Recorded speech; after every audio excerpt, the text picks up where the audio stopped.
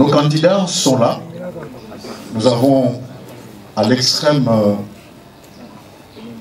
gauche Paul Chilumbu. C'est un ancien de l'UDPS. Un jour, il m'avait dit qu'il est né dedans. Il a déjà assumé beaucoup de responsabilités, notamment secrétaire national chargé de la communication. Il a adhéré dans l'UDPS depuis 1990. Et avant d'être candidat, il fut coordonnateur de la table ronde. Juste après lui, il y a Guy Bao, quinoa de naissance, dans l'UDPS depuis 1990, parlementaire debout pendant un long temps, mais également secrétaire national chargé des commerces. David Moukeba est dans l'UDPS depuis 1988, parlementaire debout, et dans sa finalité qu'il avait dit arrêté plusieurs fois. Il a été président UDPS au niveau de l'IBTP. Nous vous faisons grâce d'autres détails. Et enfin, Félix Tshisekedi, qui est actuellement secrétaire général adjoint, il a été élu et il a aussi géré les rassemblements, ou il gère le rassemblement comme président. Alors c'est limite là pour la présentation parce que vous le connaissez très bien, mieux que nous les journalistes. Alors, cher candidat, vous prétendez devenir demain président de l'UDPS. Si demain on vous élisait président de l'UDPS, nous commençons par Paul Chilumbu. Si demain, au lendemain du congrès, vous devenez président de l'UDPS, par où allez-vous commencer? Si je suis élu président de l'UDPS demain, la première chose que je ferai, c'est d'abord l'évaluation de l'exécutif actuel. Je demanderai à tous les membres de cet exécutif de me présenter un bilan de leurs activités depuis qu'ils sont en fonction. Et ce bilan nous permettra maintenant de voir quels sont les secteurs de notre parti qui ont bien marché et les secteurs qui n'ont pas bien marché. La deuxième décision la plus urgente que je prendrai, je mettrai sur pied la commission électorale permanente du parti. Parce que il y a les enjeux électoraux qui nous attendent et nous estimons que c'est l'une des urgences de notre parti. Troisièmement, je vais décréter une amnistie pour tous ceux qui ont été dans notre parti, qui ont été exclus ou pour lesquels on avait constaté leur auto-exclusion. Je vais commencer par la désignation du secrétaire général, ensuite de toute l'exécutif. On va désigner le membre de la CDB, la Convention démocratique, ainsi que les membres de la CED. Ça, c'est la priorité des priorités. Tous les responsables du parti qui seront désignés conformément à nos textes. C'est-à-dire, ce sont des animateurs qui doivent répondre aux critères d'engagement, d'expertise, de disponibilité et de combativité. Nous allons commencer par là parce que nous avons fait un état des lieux. Le parti a un problème de fonctionnement. Le problème est lié à la gestion, à un problème de leadership. Donc il faut confier la gestion du parti aux mains de vrais combattants qui répondent à ces critères. Nous allons commencer par là. Et c'est du sommet à la base. David Moukeba, élu président du parti aujourd'hui, je commence par mon discours-programme qui va déterminer qui je suis, ma façon de faire, mes approches, de manière à ce que non seulement les dirigeants qui seront élus, les dirigeants qui seront désignés, mais également les combattants aient une connaissance de la personne qu'ils ont élue, comment est-ce qu'il attend faire, l'ordre qui le caractérise, la discipline et ainsi de suite. Après que les combattants et les différents cadres du parti s'est imprégné de ma personne, je m'attaque à la redynamisation du parti qui comprend bien entendu tout ce qui a été faible, la comptabilité de ce qui était bon, ce qui n'était pas bon, et ainsi de suite. Aussi, soit dit en passant, pour terminer, que l'unité du parti va caractériser ma démarche, je donnerai un signal fort pour que les gens comprennent que je suis un candidat de l'unité, mais qu'en même temps, cette unité-là passe par une analyse approfondie de la question par une commission, afin de nous donner des orientations qui vont, n'est-ce pas, devoir nous orienter quant à la suite. La priorité, je la mettrai sur l'objectif premier de l'UDPS, qui est de prendre le pouvoir et d'instaurer un état de droit. C'est au cours de cette année que l'UDPS va vraiment connaître la consécration de toutes ces années de lutte. Et donc, il faudra mettre le parti en ordre de bataille. Comment? D'abord par un audit de tous les comptes, de voir à quel niveau nous sommes financièrement et quelle est la potentialité financière que nous avons. Parce qu'il faut compter d'abord sur nos propres moyens. Dans quel secteur le parti est-il fort? Dans quels autres il est faible? Et donc, essayer de pourvoir à cela. Après cela, il faudrait chercher les moyens, parce qu'un parti politique ne se finance pas seul. Nous sommes le principal parti, que ce soit de l'opposition ou de ceux qui sont au pouvoir au Congo, et nous sommes un parti qui a de l'avenir. Évidemment, il peut intéresser beaucoup de partenaires étrangers dans une sorte de partenariat qui fait qu'ils nous aideraient à accomplir nos projets, nos intentions, et nous, en revanche, évidemment, on donnerait des marchés aux uns et aux autres, leur permettre d'investir, évidemment, leurs moyens, afin qu'ils donnent de l'emploi et qu'ils fassent marcher, pour prospérer l'économie en République démocratique du Congo. Donc l'accent, je le mettrai principalement sur la préparation des élections et surtout la victoire au bout de ces élections. L'UDPS a des problèmes d'organisation, principalement parce que nous sommes un parti qui affronte la dictature. Pendant plus de 30 ans, nous n'avons jamais évolué en tant que parti politique, tout simplement parce que nous avons subi la répression. D'ailleurs, les événements malheureux, je ne peux même pas vous rappeler, nous avons perdu des êtres vivants dans notre permanence. Un parti qui perd et les membres et les archives, quelle administration vous voulez avoir et être content de ça? Nous sommes un parti en lutte. Donc nous avons un problème d'organisation parce que nous sommes réprimés à tout moment. Donc la différence maintenant qu'il faut faire, la période électorale arrive, nous espérons l'adversaire en face va se plier aux exigences démocratiques pour que nous puissions nous organiser. C'est au moment où nous serons au pouvoir que nous allons vous montrer de quoi nous sommes capables. Parce que pour faire plus de 3 décennies dans un pays africain subsaharien comme le nôtre, il faut vraiment être grand. Et nous le sommes. L'UDPS c'est un parti par contre qu'il faut absolument féliciter.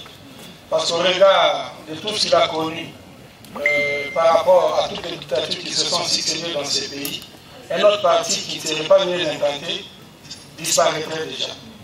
Mais que l'UDPS tienne jusqu'aujourd'hui, je pense qu'il n'est pas question ici de dire que l'UDPS a manqué d'organiser le parti, mais il a beaucoup plus subi. Mais qu'au-delà de tout ça, il a pu résister. Mais je rajouterais qu'il y a 2 phénomènes qu'il faut observer dans le combat de l'UDPS. Il y a le phénomène interne qui a été sérieusement secoué par toutes ces dictatures. Il ne faut pas oublier qu'à plusieurs reprises, notre siège a été attaqué et pillé, mis à sac. Nos documents, nos archives détruites, etc. Donc il faut le mettre il faut le prendre en compte. Ensuite, il y a aussi la situation générale dans le pays. Le pays, aujourd'hui, est au bord du gouffre. Ce n'est pas du fait de l'UDPS. Donc c'est aussi un défi à relever par rapport à ça. Et pour moi, le remède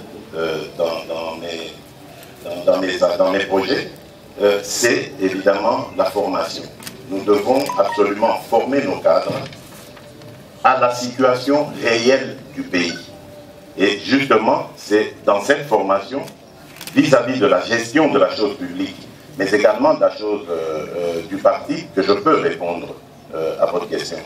Lorsque nos cadres seront bien formés, les présidents déjà à commencer par celui de la cellule, vont comprendre qu'il ne sert à rien d'aller chez le président national parce que tout se gère à partir de la base. Et la base, la cellule est j'allais dire, la mère même de notre parti. C'est de là que commence la vie du parti. Et donc, c'est par des formations, par toutes ces comment j'allais dire, toutes ces orientations, de manière, qui sont dispensées de manière continue, que nos cadres seront formés et aguerris et pourront justement faire face à ce genre de choses. Ceci arrive évidemment partout, on le voit, il n'y a pas qu'à l'UDPS, c'est une culture qui est propre au Congo, le clientélisme, et bien cela, nous allons le combattre. Je vous attaque, êtes-vous Congolais, vous tous, ceux que vous êtes là? Parce que nous ne voulons pas que demain, on se réveille, on dit que Paul Tshilombo est français, il y a des problèmes, que Guy Boa, Mao est italien, on ne sait pas, que David Moukeba est espagnol et que Félix Tshisekedi est belge. Bon, moi je suis congolais Sûr de naissance et je suis fier de l'être. J'ai vécu à l'étranger pendant plusieurs années. Je n'ai jamais changé de nationalité. Je suis rentré dans mon pays après mes études doctorales pour servir mon pays. Et je suis fier d'être congolais. Je le resterai jusqu'à la fin de ma vie. Qui va au Congolais? Congolais d'origine, originaire de l'ex-province de Polvi, très à l'aise, congolais, du père et des mères. Mon père était aussi un ancien cadre de l'IDPS, M. Jean-François Ebabou, secrétaire général adjoint. Il est mort dans le combat. Ma mère aussi est congolaise, très fière. Je n'ai jamais cherché à avoir d'autres nations. Je suis un Congolais pur sang et je ne partage aucune frontière avec d'autres pays. Ma province ne partage aucune frontière Ben, comme mes prédécesseurs, je suis congolais, plus que jamais congolais, de père congolais et aussi de mère, parce que, et en plus de mère, je suis très congolais. Ma mère a plusieurs sangs, elle a du sang Tétéla, elle a du sang Lunda, elle a du sang Lupa. Donc c'est pour vous dire que je suis congolais, moi-même marié à une congolaise d'origine, elle est belge, c'est son choix. Elle est congolaise d'origine, de Bukavu. Donc je suis vraiment congolais. J'ai des neveux qui sont de l'Équateur, du Sankourou, du Bas-Congo. Il n'y a pas plus congolais que moi. Le fait de tout ce que nous subissons ou nous avons subi est un prétexte pour ne pas organiser le parti. Ça, c'est la question que moi je me pose. Et le national Guy, dans sa première intervention, il a dit qu'il va changer l'exécutif parce que ça ne marche pas. Maintenant, quand on lui demande comment le faire, il dit maintenant que non, nous avons subi, nous sommes en combat. Non. Moi, je crois quand même qu'on peut faire mieux que ce qu'on fait aujourd'hui. Je vais vous donner un exemple. Vous savez, le père fondateur de ce parti, ils ont connu peut-être des situations plus difficiles que nous. L'UDPS est né dans la clandestinité. Ouais, l'UDPS est né dans la clandestinité. Mais les pères fondateurs de ce parti ont pu l'implanter sur tout le territoire national. Je dis bien dans la clandestinité. Aujourd'hui, quel est l'état de notre parti, nous qui sommes de la génération Android? Quel est? Parce que, en paraphrasant le national Guy, je crois qu'il y a des problèmes, des sérieux problèmes de gestion au sein du parti. J'ai un peu de problème avec le secrétaire général Félix. Je crois qu'il est dans l'exécutif actuel. Il pouvait déjà nous donner l'état des finances de notre parti maintenant. Je crois qu'ils sont en train de gérer le parti. Ça, c'est la première chose. La deuxième chose, l'UDPS, moi je crois que c'est le plus grand parti de ce pays. Je vais vous donner juste un exemple. Kinshasa, c'est une métropole d'environ 12 millions d'habitants. Je prends au plus bas mot. Nous avons seulement 10% de combattants. Ça veut dire que nous avons à peu près 1 200 000 combattants d'abord et sympathisants. Si nous demandons à ces 10% de cotiser ne fût que 1000, je dis bien 1000 francs, nous aurons autour de 800 000 $ dans la caisse du parti. C'est pourquoi je dis qu'il y a un problème de gestion. Avant qu'on aille chercher l'argent chez les partenaires, il faut d'abord que nous trouvions nous-mêmes ici. Comment sommes-nous capables de mobiliser l'argent? Aujourd'hui, nous avons ce qu'on appelle le mobile banking. N'est-ce pas? Ça veut dire quoi? Ce qu'on appelle ici les M-Pesa, les Airtel Money, tout ça. Quelqu'un qui est en Anachika aujourd'hui peut envoyer 5 $ ici. Et lui, à l'introduction, il avait dit la première démarche à faire, c'est l'état des lieux. Donc, il n'avait pas encore fait l'état des lieux. Maintenant, je lui raconte qu'il avait déjà fait cet état des lieux, comme nous autres. Parce que moi, j'avais dit, je vais commencer par la désignation des responsables du parti, la désignation des responsables des animateurs des structures du parti, pour aller de l'avant. C'est ça la priorité.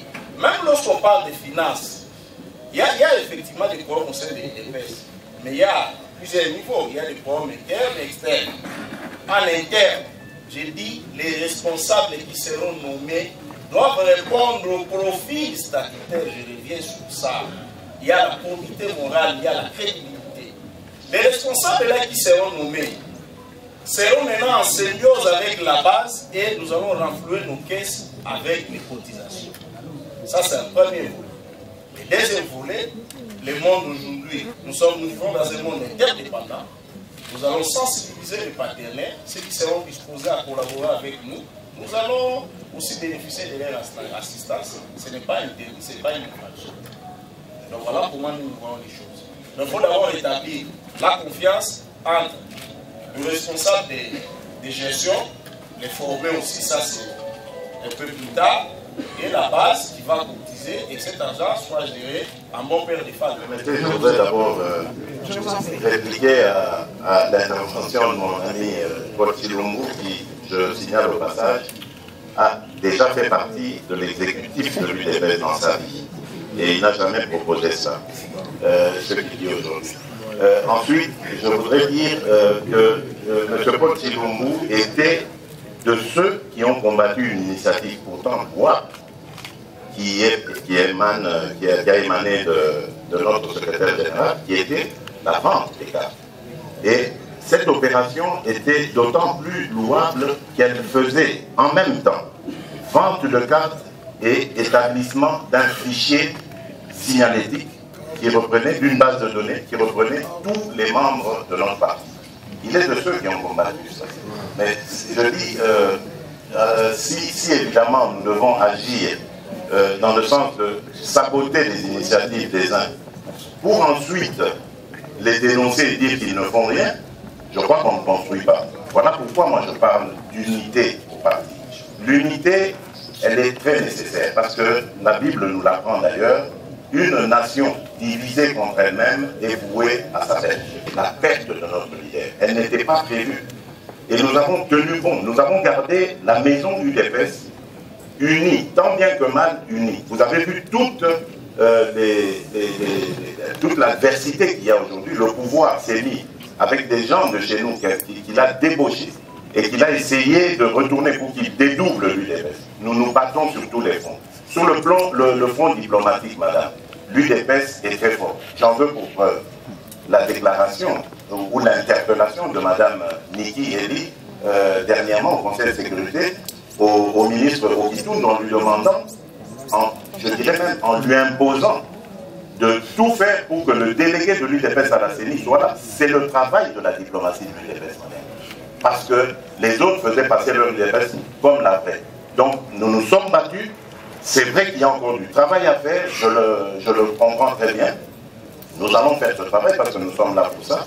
Mais ce travail, nous ne pourrons le faire que dans l'unité, sans que les uns sabotent le travail des autres. Et on va faire contre ça. Il est important de faire la différence entre l'époque où la dictature de Mobutu régnait et que seul l'UDPS était comme l'alternative crédible et qui inspirait confiance aux gens. Et qu'en ce moment-là, il y avait lieu que tout le monde qui ne voulait plus de la dictature, n'est-ce pas, quitte pour venir rejoindre l'UDPS. Et facilement, l'UDPS pouvait être implanté sans trop d'efforts partout. Parce que la population en avait marre.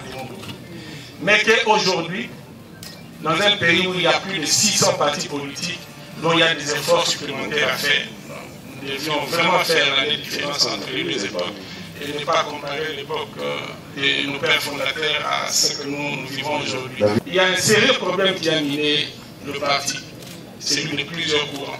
Au-delà des tshisekidisme qui est le dénominateur commun de tout le monde, n'est-ce pas? Il y a eu des courants qui se sont développés, lesquels courants ont amené quelques petites divisions et des comportements qui frisaient le manque de confiance en nous.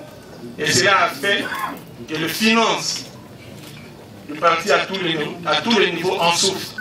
Et la Ligue des jeunes n'a pas été épargnée non plus. Il y avait des efforts à faire. Vous demandez à la jeunesse ici de cotiser, mais lorsqu'il rentre à la maison, il y a un autre leader qui lui dit non, là tu es en train de donner de l'argent à David. C'est ce que nous avons souffert.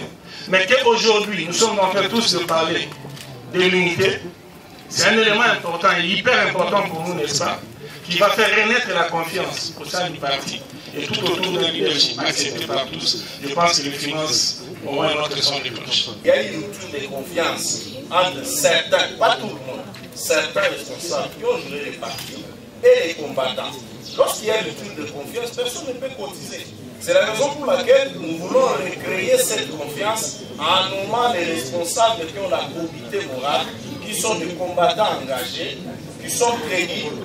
Eux vont nous aider à remplir les caisses du parti. C'est ça le vrai problème du parti. Il a affirmé des choses très graves, je ne peux pas laisser passer ça. Vous savez, nous, ici, à l'UDPS, nous avons ce qu'on appelle le Diabo. Le secrétaire général, il est le parrain de Diabo et de Kadiocha. Est-ce que vous pouvez... Diabo, c'est la diabolisation. S'il n'était pas mon frère, j'allais l'amener en justice pour qu'il apporte des preuves de ses affirmations. Quand il affirme que moi j'ai combattu la vente de cartes, c'est une contre-vérité. Je ne sais pas, peut-être vos services de diabolisation sont venus vous rendre compte, mais je n'ai jamais, je le dis tout haut, de près ni de loin été mêlé dans cette affaire-là. J'ai acheté ma carte quand c'est vous qui contrôlez les gens qui achètent les cartes au parti. Non, vous n'êtes pas l'inspecteur. Laissez-moi parler, vous n'avez pas. Non, mais attends, s'il vous plaît. Là, c'est pour les besoins de la cause. Oui, mais parce que tes services te rendent compte de tout ce qu'on fait au parti. Vous n'êtes pas encore le président du parti. Ayez votre mal en patience. Vous aurez toutes les informations autant que vous. Voilà. Mais je voulais aussi dire une chose. Je reviens un peu. Vite, prétentieux, j'ai dit qu'il attend. Il parle déjà comme s'il était président du parti. Oui, attends. La deuxième chose. Qu'est-ce que j'ai dit? Qu'est-ce que j'ai dit? Lorsque le secrétaire général dit, il parle de l'unité.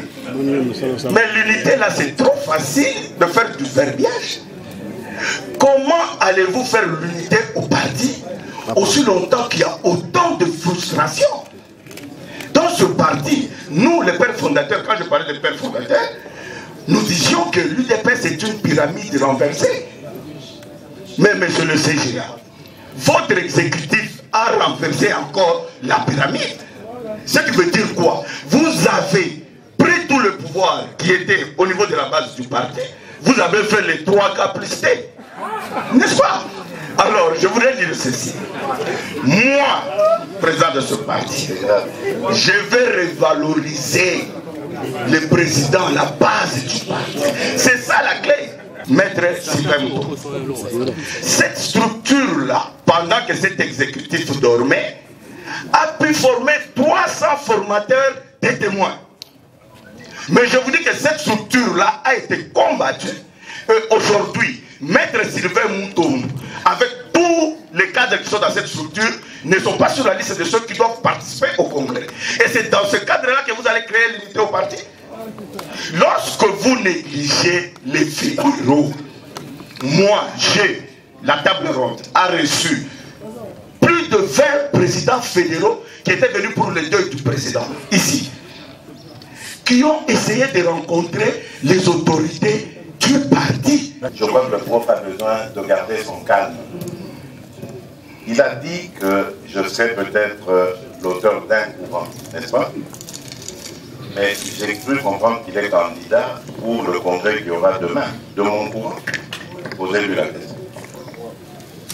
Non, je crois qu'il use de cette tribune pour régler des comptes au secrétaire général. Et ce n'est pas bien parce que le secrétaire général n'est pas là pour se défendre. Il a parlé de la CIMAC. J'ai vu Sylvain Mutombo dans l'assistance. Samedi dernier, ce monsieur a été extraordinaire parce qu'il a pris des amis de la CIMAC. Ils ont organisé une structure de soutien à ma candidature. Donc c'est la preuve que Sylvain Mutombo n'est pas du tout, ne travaille pas contre ce que je veux de ce parti. J'ai encouragé Sylvain Mutombo avec mon propre argent, il le sait, je le dis devant lui, avec mon propre argent parce que j'ai trouvé que son initiative était efficace. Nous devons déjà nous préparer sur le fond, le fond électoral, nous devons faire.